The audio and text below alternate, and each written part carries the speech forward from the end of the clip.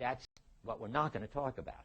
But because what we're going to talk about and what Heidegger's going to talk about and reject is what you could call an atomistic account of substance and of properties. Or I don't mean it chemical atoms, but I mean that whatever the basic elements are, now not talking about science, but just whatever the basic, I don't know, I can't think of a good word for this, except pieces of being are, or something like that, are independent and of each other. The properties are not affected by what substance they inhere in. They're not affected by the other properties, and the substances aren't affected by each other. It's all atomistic in that sense. And the opposite of atomistic is holistic, where everything is influenced by and depends on and couldn't be what it is except for everything else that's involved with it. And we'll get to that in a minute. But right now, we just got to see that for Aristotle and for the whole tradition, to be is to be a substance. And in German, that's Vorhandenheit. And that gets translated different ways in different translations, of course, and unfortunately. Vorhandenheit. That means presence at hand. And that's how it gets translated in the big Heidegger book that you've got. Presence at hand is the way of being of substances. And I've just tried to describe the way of being of substances. It's this self-sufficient atomic way of being. And that gets translated as presence at hand.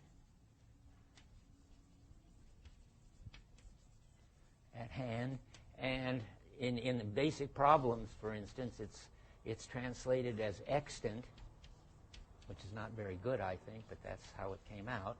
In my commentary, I'm not sure I still believe it. In the commentary, it's called a current. We're naming the way of being of substances. The way of being of substances is presence at hand, is Vorhandenheit. And you can translate it in lots of different ways. That makes it all the harder in this course. When you start reading, I got to say this, when you read other texts of Heidegger, or when you read commentaries on texts of Heidegger, they're all using different words for these crucial German words. So not only do you have to learn sort of a new language, namely Heideggerian, to read Heidegger, you got to learn a lot of different dialects of Heideggerian to read the different translations of Heidegger. That makes life difficult. But you've got to keep it in mind. You've got to keep in mind and look in the glossary. I mentioned that on the page I hand out about supplementary reading, because you won't understand anything if you think that, having read a lot about presence at hand and being in time, you're now reading about the occurrent and basic problems, and you don't see that it's the same thing. And sometimes right inside of being in time, they're crucial words. I wrote it down here because I care so much about it. At the very bottom of the page of stuff about reading, there's this word vorauf hin. If you don't translate it right, as our translation calls it towards which, it calls it what else does it call it? Anyway, it has to mean on the basis of which. And that's a very, very important notion in Heidegger, but we're not ready for it yet. But I want to draw a general conclusion, a warning. When you read Being in Time, there are certain words which, if you don't get them right, you can't possibly be understanding what you're reading. And if you come across the towards which, I wish I could remember, there's another wrong. Well, that's the right meaning. On the basis of which, there's one more wrong one. Correct, so unless you get the right translation. And certainly, I want to say it now because I may forget to say it when papers are becoming due. When you're quoting Heidegger, when you're using some of these very wrong words, it's very hard to understand by you and by the person reading your paper. Put in one of the okay translations. These are all okay translations of present at hand. There are only certain words, which I don't want to go into right now, which are not okay and which completely mess up the meaning. Okay, back to where we are. So presence at hand is everything that is self-sufficient is a substance. And everything that is a substance is self-sufficient. Tables are substances, trees, the sun, numbers, whatever. And that's what Aristotle was interested in describing. And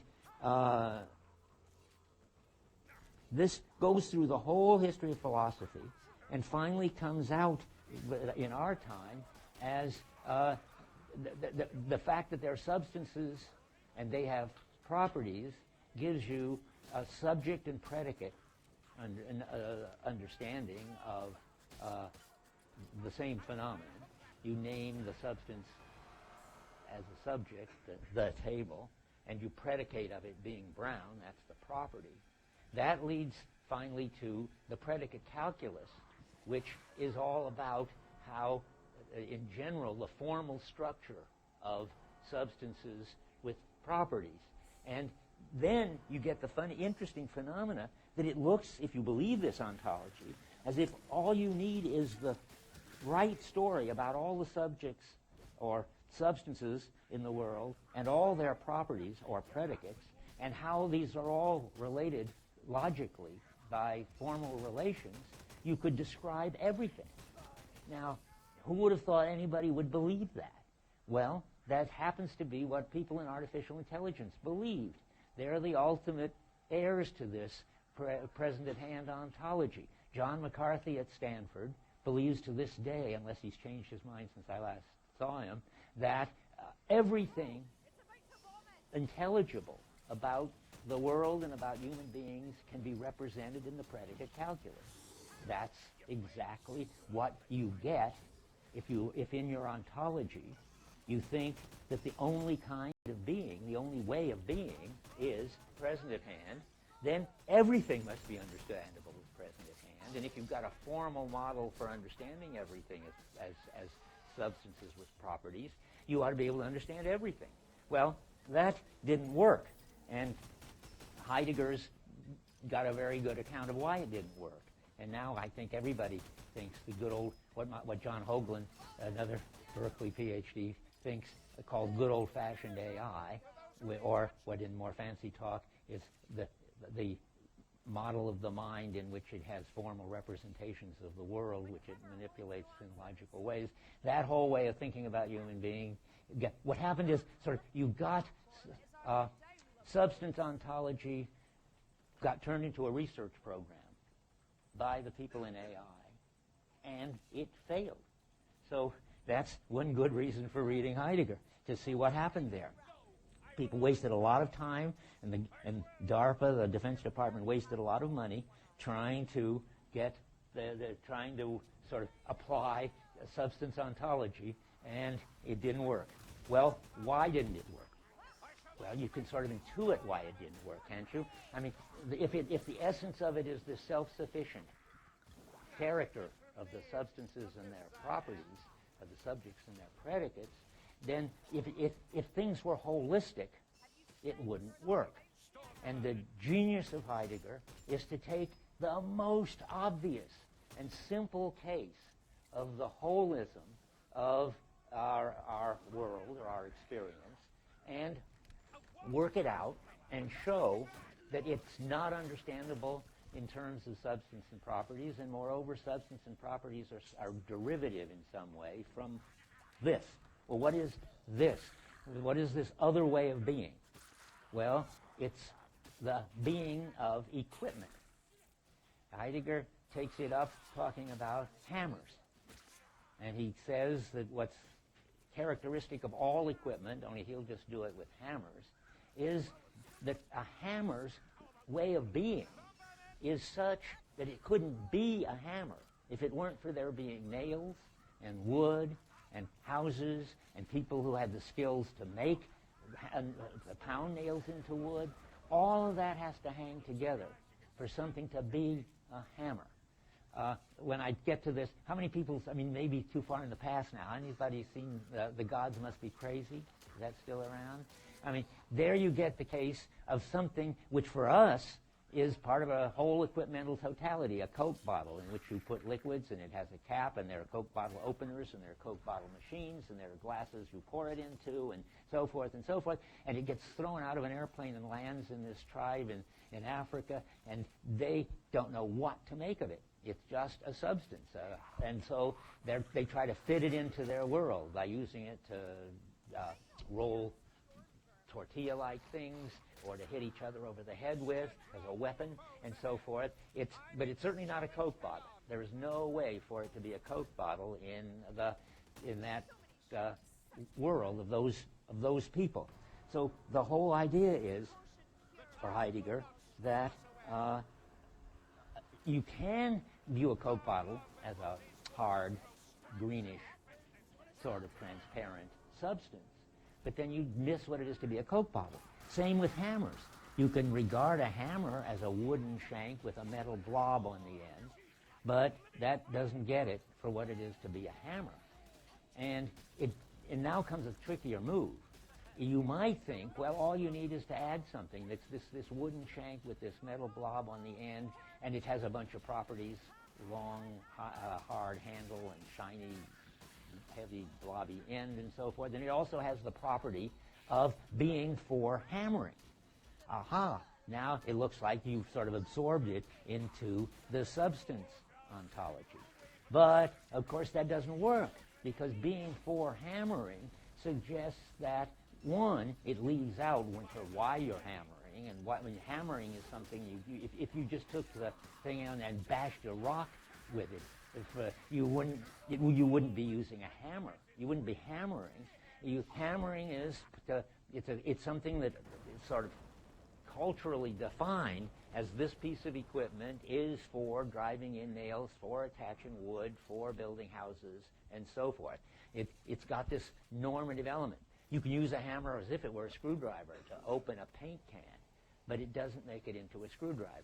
It's got to have a place in the practices of the culture in which it is related to a lot of other equipment and to the goals, to the skills of people, and to the goals of people. So in the end, Heidegger thinks that we'll talk about this more next time. He says the hammer has in order to hammer in nails, it has a towards which, that is a task towards putting these pieces of wood together. It has a final towards which would be, say, building a house.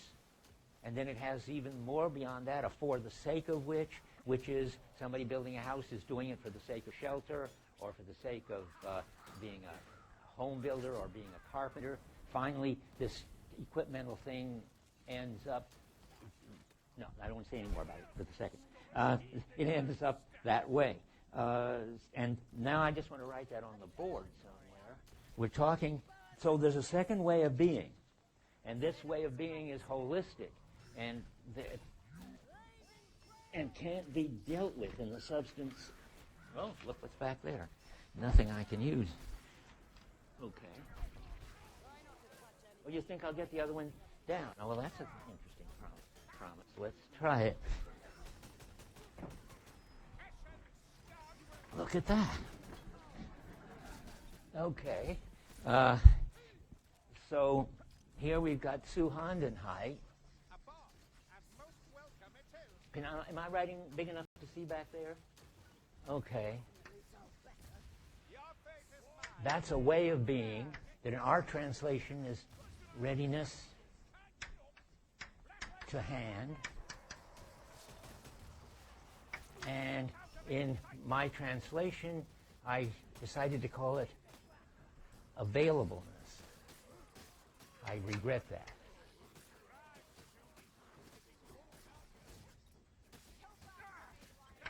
I regret it because it suggests that a hammer in a drawer still has the way of being of readiness to hand.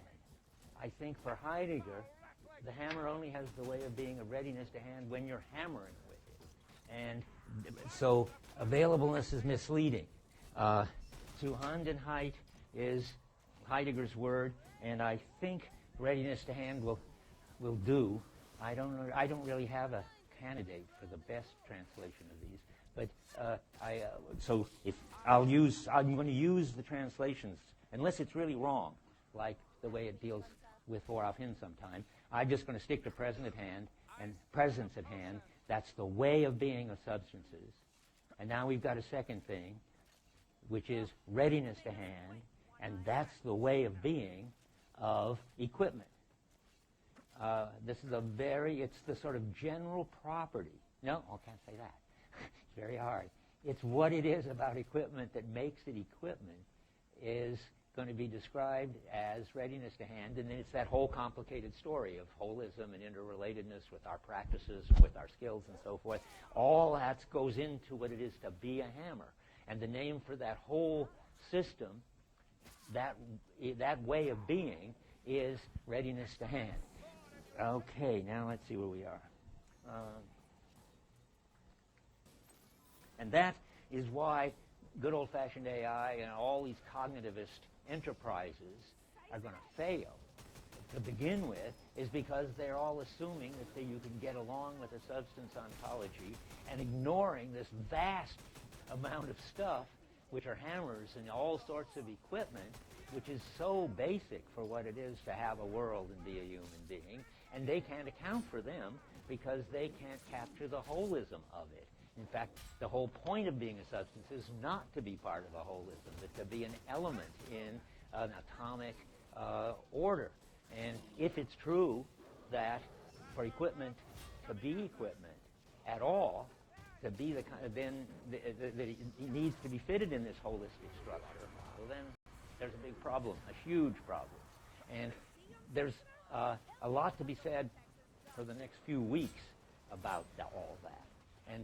But I'm just going to go on because I want to give you the whole picture of what's going on here. So let me see. Oh, well, I mentioned, but we have come back to it, that Heidegger also sees something very interesting, that there is something which is not a property that hammers can have, and that's something which he calls, when he talks about it, he doesn't talk about it much, unreadiness to hand. A hammer could just, turn into a present at hand object, and it wouldn't be a hammer anymore. It would just be a kind of thing. But a hammer can also be too heavy.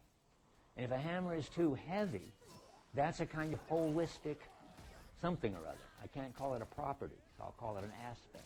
A hammer is too heavy for me doing this job with these nails and this wood and this situation. You can't have just the property too heavy adhering in the hammer the way you can have it being heavy or being brown or being metal or something. And that's, again, an example. That's a kind of situated holism. Too heavy for this job, and that goes with equipment. But I want to go on, I got 10 more minutes, and talk about the third way of being. There are three crucial ways of being, of which the tradition only knows one. I mean, it's hard to believe. When I find myself saying this, I'm just always blown away. That these simple, obvious, pervasive, important things that Heidegger sees that are so clear and so incontrovertible that the philosophy managed to go on for 2,000 years just not noticing it or not thinking it was worth thinking about. So now we've got this one, and now the other one is an interesting one because the third way of being, what is the third way? What very important way of being isn't being an equipment and isn't being an object? Somebody's going to come up with it. Yeah. Being a human being, exactly. Being us. We're not. Our way of being isn't equipment. And you can treat people like equipment. You can use them. And you can treat people like objects, like doctors have to do. You can operate on them like a piece of meat. But you can't. But we, when we're being human beings, aren't equipment, and we're not objects. Now, you might think, well, at least philosophers notice that. Surely they had lots to say about people. But Heidegger thinks, and I think it's fascinating, that when they talked about people, philosophers talked about people as particular kinds of substances. So the soul is a kind of substance in Plato. It's a substance, and it's got three parts, and it's it's so independent of everything that it can be immortal and not involved in the world and not involved in time at all. So when philosophers noticed people, they just went on with their substance ontology. And you can just see it going on. And Descartes is interesting because he was upfront about it. What did he say we were? You must know. If you're not, you better leave right away. What's his name for us? The cogito is, that's what we do. Yes, we're a thinking substance. We're a res extensa. That's a kind of, sorry, that's what the world is. We're a res cogitans. We're a thinking substance. But the res in there is Latin for the substance word, ousia in Aristotle. But, and you think, well, maybe they stopped thinking that way. But no, Leibniz has monads, and those are self-sufficient substances. And Kant has a transcendental subject, and that's a self-sufficient substance. I'm not so sure about Husserl, but I think Husserl thinks that we're a kind of self-sufficient something or other, which he calls transcendental subjectivity. And it's nice to have a wonderful, brilliant, homegrown version of this, namely John Searle. He's still got a substance ontology. He says we're minds, and we have mental states, and we have intentional content. Those of you who had the philosophy of mind course from Searle will know that. And he's clear that minds are self-sufficient, that the whole world might not exist. We'd still have this intentional content sort of directed toward the world. Husserl had the same view, even if there wasn't any world, because minds are self-sufficient substances. And they also have other internal states, like beliefs. You can have beliefs about all sorts of things, whether they exist or not, unicorns and so forth. You still, so the idea that we are substances is right there in front of us. How many of this, I wanted to ask this anyway, how many had the Husserl course this summer? Okay, well, I think, I don't know what Joseph told you, and Husserl's a hard person to understand, but I'm pretty sure that Husserl thought, that John Searle and Husserl think very similarly, and that they are just the latest version that of the substance ontology, that they think that we're a thinking thing, or an intention-having thing, or something like that. Intentional content is still a very, very fundamental hot term. That is, intentional content is what there is in the mind that points you towards objects in the world. So when I think about something, then or believe something, or desire something, the something, the direction toward the something is the intentional content, and whether there is any such thing or not is another issue, because intentional content is self-sufficient. I mean, that's amazing, but it's still around. And you can always tell whether somebody's got that kind of view of the mind, because you can ask whether you can doubt the existence of the external world. Searle's quite upfront about it, that he thinks it's not interesting but you can doubt it, because the mind has got the content, it's self-sufficient. It's like the matrix. Only you get switched to the mind being identical with the brain, so that Searle thinks we could be brains in a vat, because it turns out that the substance of mind and the substance of brain are really so closely related. But then never mind problems like that. The important thing is to see that for Heidegger, we're not substances. We're not consciousnesses. That would be pushing us back to the thinking thing in Descartes. What are we then? What is our way of being? Well, our way of being is a kind of activity. We are what we do, Heidegger later says. That is, we give ourselves an identity by taking up a bunch of practices. So that's, remember when I stopped and said I don't want to say that yet. Now we can say that we pick up this hammer in order to drive in a nail, in order to put these pieces of wood together, in order to make a house. And now, for the sake of an understanding of myself as a carpenter, that is, all that activity amounts to taking a stand on my being.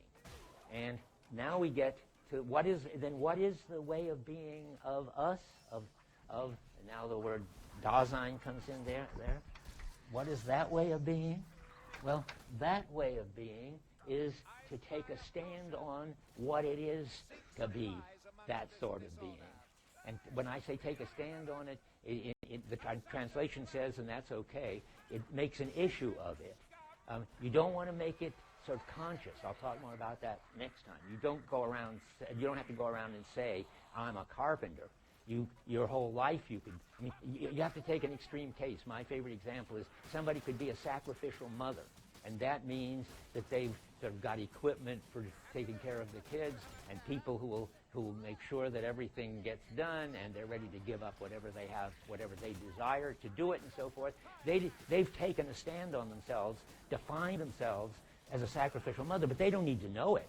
All they would say was, well, I'm just taking care of my children. I love my children. Well, everybody must feel the same way. The point is, this Dasein, which is us, by its using equipment and acting in the world, gives itself an interpretation of what it is to be a human being in general, and a human being in that particular culture, and this particular human being, like being a teacher in this case. And the name, we've got to have a name for that way of being. I doubt if you know that until you read Being in Time. The name for that way of being is existence. That one's easy to translate, existence. But Heidegger says, trees don't exist, and even hammers don't exist. And God doesn't exist. That isn't any big deal atheist claim. It's just a terminological claim that only human beings exist, because Heidegger's going to use that word to describe the way of being of human beings. The way of being of human beings is that, unlike hammers and trees, for human beings, they are concerned in their activity to take a stand or have an interpretation of what it is to be a human being. That's a way of being, and he calls it existence. So now you've perhaps got a sort of understanding of what this question of being is. When you see that there are three kinds, and what you see that each of them is a way of making something intelligible. If you understand this way of being, that one, Vorhandenheit, then you make substances intelligible. You're able to deal with objects. I didn't use the word objects because it's Descartes instead of Aristotle, but it's the same sort of notion. You're able to deal with objects and make sense of them. If you've got the understanding of being of Zuhandenheit, then you're able to deal with equipment and make sense of it. And if you've got the understanding of being, which is existence, you're able to deal with what it is to be a human being and make sense of it. So then you can understand a crucial sentence on page 25. Get that piece of my book. I'm going to stop at this because it's the punchline.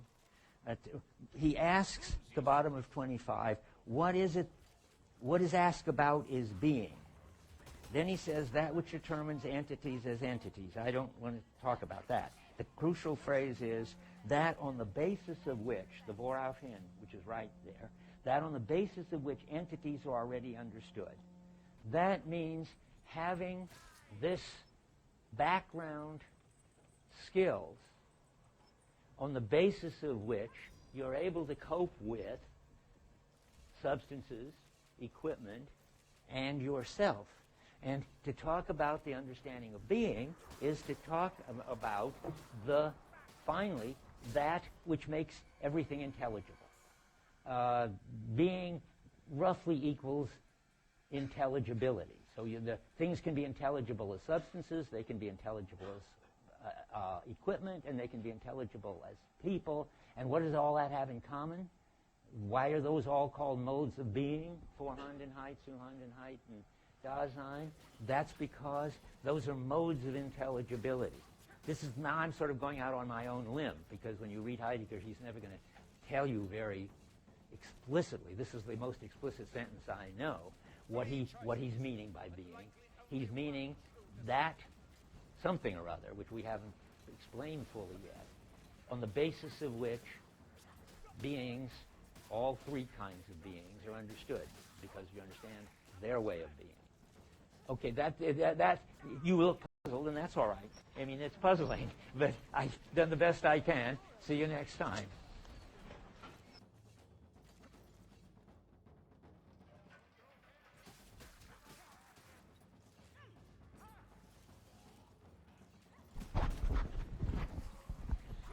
Okay. Can you hear me all right?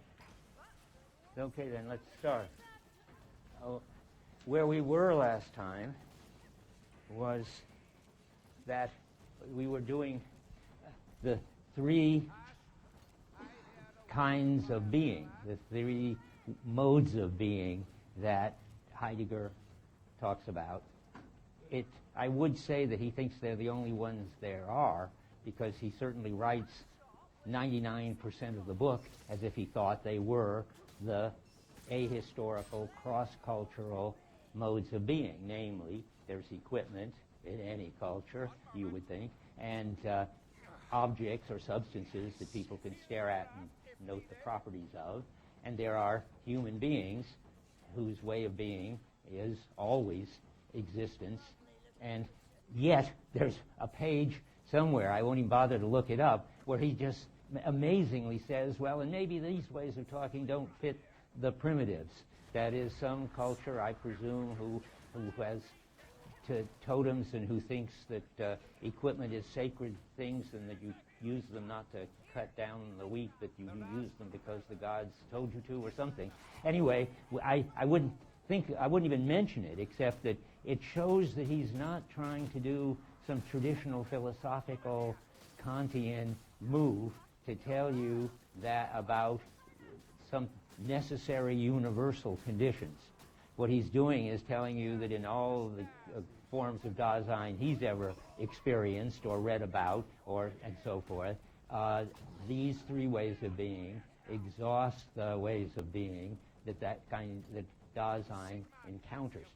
And so let's go on like that. I think there's nothing more to say about the strange possibility that there are exceptions.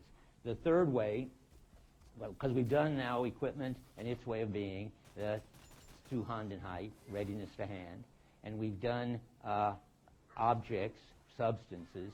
Better to call them substances than objects, since Descartes invents the notion of objects, and for him, objects are always objects for subjects. Heidegger's just going back to Aristotle's normal understanding of every sort of entity, namely that it's a substance, period.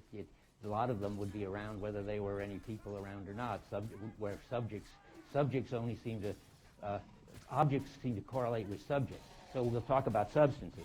The way of being of substances is, of course, we talked about that they are self-sufficient and have properties that are, with certain qualifications, also self-sufficient. And we got up to Dasein. And Dasein, remember, is us, or when Heidegger sometimes says later, and it sort of helps sometimes to say it this way, Dasein, he talks about the Dasein in us. That is, it's whatever it is about human beings that makes their being an issue for them. And that's the Dasein in us. And if it turns out that dolphins are worrying about their understanding of being or making it an issue for them, then dolphins would have Dasein in them. Heidegger doesn't think that there's any, doesn't have any reason to believe that there's anything but people who have a interpretation of what it is to be a person built into their practices. But so again, just for approximation, we're just going to call us Dasein, or we are Dasein. What is our way of being? That is, our way of being is to make our being an issue for us, and that's what's called existence, remember. That's how far we've gotten last time. And, problem, Marie? Well, interestingly enough, in Being in Time, they just don't come into the questions. They're substances, obviously, because they aren't equipment, or they can be, but they're always substances. But later Heidegger, a little later, 5 years after Being in Time, wrote a big fat book, half of which is about boredom and half of which is about animals. There's no big connection there. That's just how it turned out. But it's not very interesting what Heidegger says about animals. It's derivative from what the ethnologists were saying. He says animals are they're not things. They have an environment. But that's not a world. Animals, but they have something like a world. And so anyway, if you're interested in animals, you come to office hours and I can tell you where to read about it. But you won't, I'm afraid, learn deep things about animals from Heidegger. So that's a sensible question. Now, so let's go to Dasein's being an issue for it. I talked about that last time already, so I don't want to spend a lot of time going over it. We're on page 32 of Being in Time, where all this happens in a condensed way, so that my copy is all scribbled up, and yours should be too. And you find him saying on page 32, the second paragraph. Oh, by the way, I have to tell you, I'm always going to be giving a second page number. How many are reading it in German? I know at least one person is reading it in German. Hi. I hope there are more. Good. 2. Many more. And I'm glad if people are reading it in German. Did I see another hand? And bringing the German to class, because it might always be the case that though I have read it sort of in German, I mean on and off, I may have just overlooked some mistranslation or some better way of saying what's going on. And if you find when you read the German that it's illuminating and we should be paying attention to it, you can either raise your hand and tell me, or come in after to office hours. Office hours turned into a nice sort of discussion section for the first week, in which there were about, 6 or 7 people coming with various questions. In office hours, if you want to talk about Heidegger, which is mostly what anybody coming to my office hours would want to do. I'm not an advisor right now. Anyway, and I'm already talking to somebody about Heidegger, or 2 or 3 people. Don't be shy. Come on in. I mean, it seems a waste of everybody's intellectual energy to go take up interesting questions that arise from the lecture one by one, each one individual. If you've got some individual problem or question or something, I can always certainly throw out everybody for a while. But in general, treat my office hours as a supplementary discussion section. And now, I was saying about the numbers on the sides of the page. Those, of course, are the German edition numbers. So on page 32, there's a 12 there. And I want to read this passage that right below where the 12 is. So I'm going to always try to give the German number, partly because I want to be sure the people who are reading the German are on the page. But secondly, because it will help you find out where we are. See, if I say 32, and then I say 12, right below 12, then you know where we are. So Dasein is an entity which does not just occur among entities, rather it is ontically distinguished by the fact that in its very being, that being is an issue for it. And I said, I believe I already said this, that Dasein takes a stand on its being, or has an interpretation of what it is to be a human being. That's fine, except it's misleading. But in the same way that an issue for it is misleading, it makes you think that Dasein has to actually be, so to speak, worrying about, wow, what is it to be a human being? I guess maybe it's like this or like that. I mean, Dasein can do that, but Heidegger thinks that the German peasants, whom he likes a lot, and when he was invited to become a professor in Berlin, he said, no, he has to stay in Freiburg, which is some little town in the sort of boonies of Germany, because that way he gets to talk to the peasants.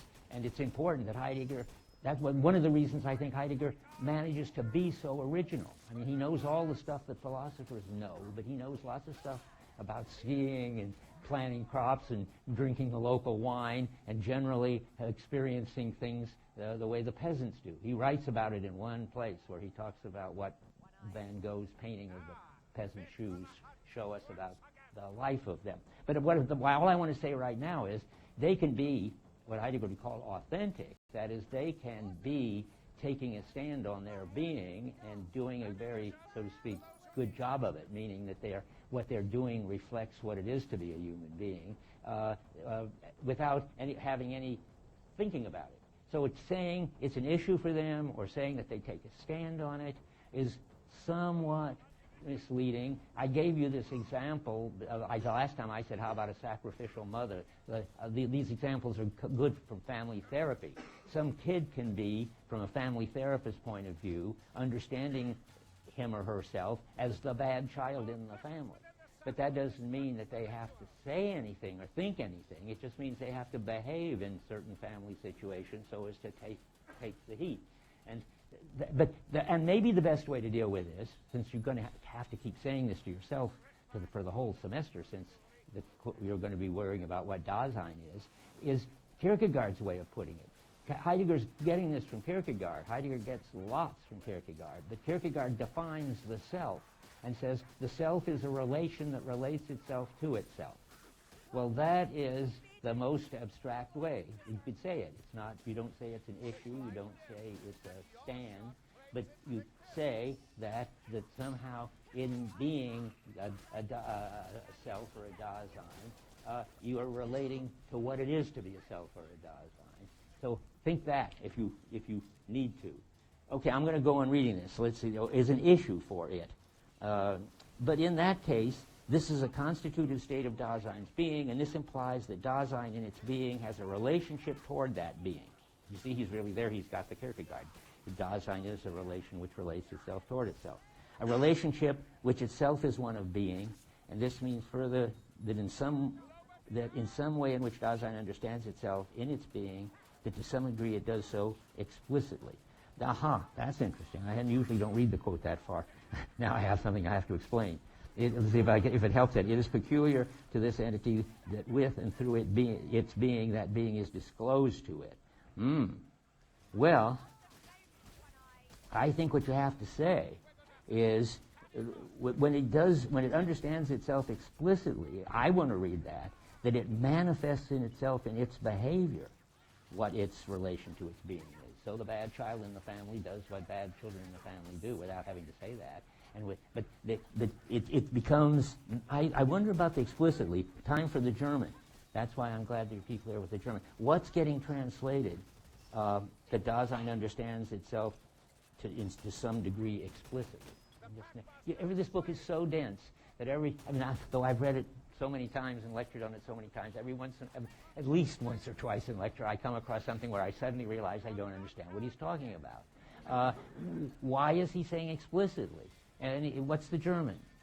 Ausdrücklich? Ausdrücklich. Oh dear. Well, that's explicitly. Well, I don't know what to say. I don't think that's the right thing to say, Heidegger. I think he should have said that it manifests in its behavior the way it relates to its being. I mean, I don't see that the Schwarzwald, the Black Forest peasants do anything about their understanding of being explicitly or think anything. So you can either read it your way, in which case you're going to run into problems somewhere, I'm sure, or read it my way, because I think that what I'm saying fits with what Heidegger's trying to do. And so its being is disclosed to it. I guess what that means is it's got some sense of what it is to be a human being, or to be the bad child in the family, or be the sacrificial mother. That is, it's not completely, so to speak, in the dark with respect to that, but it's also not making it explicit. That's important. It sounds like I might be making more of a fuss about it than I need to, but Heidegger's trying, and I've got to say this over and over as I read him, and every time I read him and teach him, I get more and more amazed and impressed and convinced, to understand people behaving at the absolutely rock bottom way they behave. They can do complicated things like think about theories. They can do complicated things like think about what it is to be a human being. They can do less complicated things like thinking about the doorknob as they go out the door. But Heidegger wants to talk about what we do when we cope with things, that is, deal with things in our translations talk, at the most ground, unreflective, unthinking, totally absorbed, totally involved level. And that's how he's going to overthrow 2,000 years of philosophy, because he's going to get, so to speak, to something more pervasive and beneath and the condition for being able to do whatever it is any philosopher before him has ever thought about. And it turns out, when you describe this, what I would call absorbed coping, and he called this absorbed, unfortunately, he uses the word falling. You'll hear him talking about Dasein falling. When you do, you don't want to think of sort of religious things about the fall. You don't even want to think of sort of secular things about, say, diversion and turning away from trying to live a life that manifests what it is to be human. Falling is being absorbed in, and sometimes he talks that way, so that